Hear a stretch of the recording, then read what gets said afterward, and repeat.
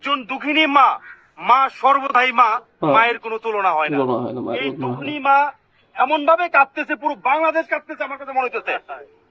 প্রচন্ড শীত ভাই, বাংলাদেশে এখন ইউরোপ মহাদেশের মতো টেম্পারেচার হয়ে গেছে। দেখেন না, আমরা জিরো জ্যাকেট পরে আছি সবাই, এই মায়ের কিছুই নাই। মা তো মাই, মায়ের জন্য এই অঝরে কাঁদছে বাংলাদেশ। আপনারা দয়া করে মাকে সাহায্য সহযোগিতা করুন।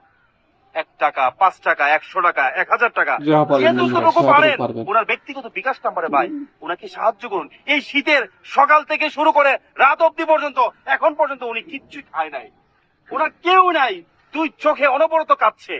এই কান্নার অশ্রুবজা, এই যে অবস্থাটা দেখেন, হাতের মধ্যে 5 টিক্কা কয়েন, আল্লাহ রাব্বুল আলামিন, 5 টাকায় মনে হয় না যে একটা চকলেটও পাওয়া যায় এখন বর্তমানে। দেখেন অজরে কাঁদতেছে মা, মা কাঁদছে মানে বাংলাদেশ কাঁদছে। আপনারা দয়া করে, আমি বারবার প্রবাসী ভাইদেরকে আমি স্যালুট জানাই। পুরোটাই দেখতে পাচ্ছ যে মায়ের আসলে কেউ নেই, তাকে বাড়াতে কেউ নেই, কাকে কি বলবো আর।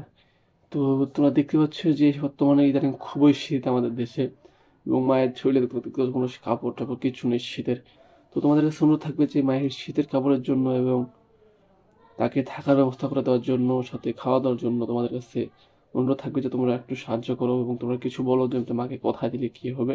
আমি সব ডিটেলস ভিডিও ডিসক্রিপশনে দিয়ে দিব, এবং ওখান থেকে দিয়ে যোগাযোগ করে তোমরা তোমাদের মতামত জানিয়ে দাও বন্ধুরা। ধন্যবাদ।